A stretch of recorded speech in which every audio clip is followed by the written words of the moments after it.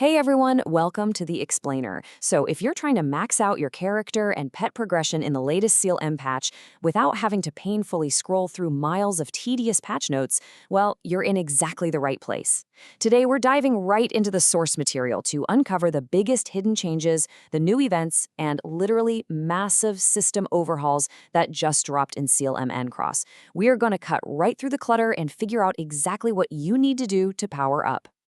All right, 15. Now that's not just some random stat we're throwing around. That is the massive number of hearts of small pet that you can actually earn right now in-game. Seriously, if you've been grinding away, you already know this is a total game changer. I mean, 15 hearts? That accelerates your journey toward crafting that coveted relic pet so much faster than anything we've seen before. Finding out about this single change basically rewrites our entire daily grind strategy. So to get you those 15 hearts, here's our roadmap for today. First, we'll hit daily events and missions.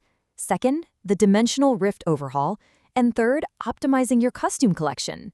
Let's get right into it. Okay, let's dive into this. Section 1, Daily Events and Missions, where we maximize your free rewards.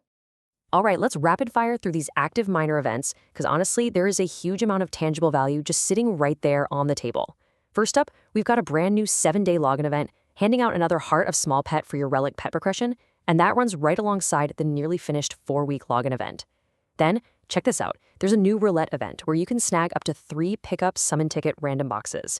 And literally just for being logged in, the Playtime rewards are giving out active Playtime tickets. Oh, and if you've been doing the watermelon exchange, definitely keep at it. You are so close to trading those in for a heart of large pet. Finally, let's look at the economy events. The Ruby Charge event gets you a golden chest at the end, but the real kicker here is the Ruby Spending event.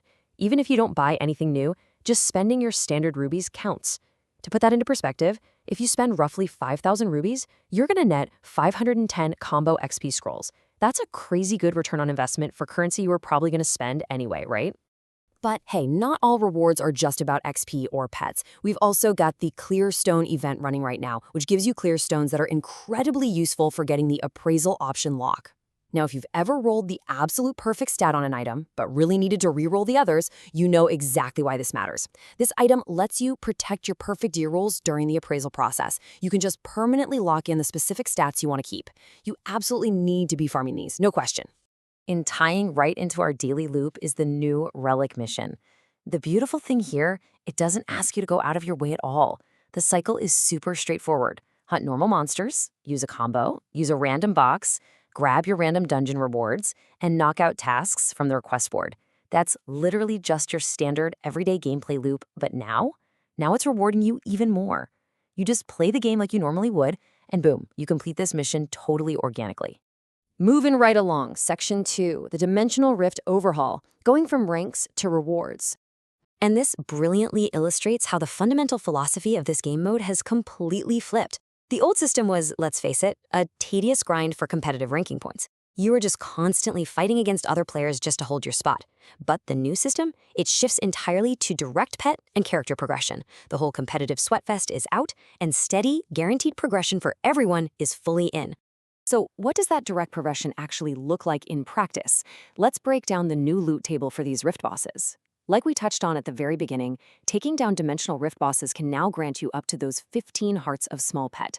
This fundamentally accelerates your relic pet crafting timeline in a way we literally haven't seen before. Specifically, if you take down the level 2 JB boss, you are guaranteed one of those hearts.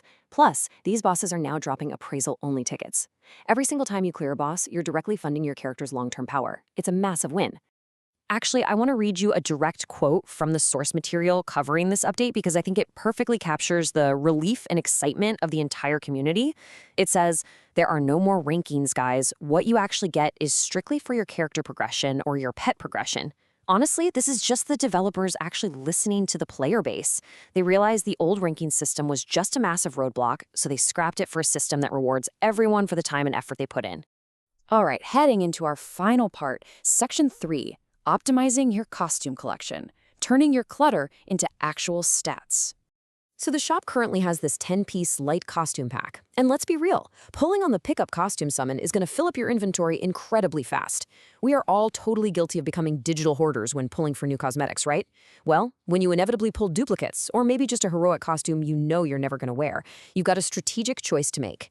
Step 1 is pulling those costumes. Step 2 is managing them. You can dismantle those unwanted ones, which gives you materials that upgrade your other gear, or, and this is the vital optimization step right here, you can register them directly into your collection. By throwing those duplicate or unused costumes into the collection UI, you permanently unlock Step 3, gaining extra stats. Now, what's really interesting here is just how massive the tangible result of this inventory management actually is. When you finish a specific collection by registering those unwanted costumes, you get some incredibly juicy permanent stat boosts. For example, completing one of these sets gives your character Ignore Magic Defense along with a flat defense +8. It literally transforms a super mundane inventory management task, just clearing out bag space, into a highly actionable permanent power-up strategy for your character. It is basically free stats just for keeping your bags clean. All right, so we've covered the massive wave of free daily rewards. We looked at the game-changing shift in the dimensional rift that's just raining down hearts of small pet, and we found that hidden power lying right there inside your cluttered costume inventory. Honestly, the progression loop has never been tighter. But with guaranteed progression completely replacing those stressful leaderboards, the path forward is clearer than ever, which kind of leaves us with one big question. Now that the gear and pet ceilings are so much easier to hit, what massive challenge are the developers preparing us for next?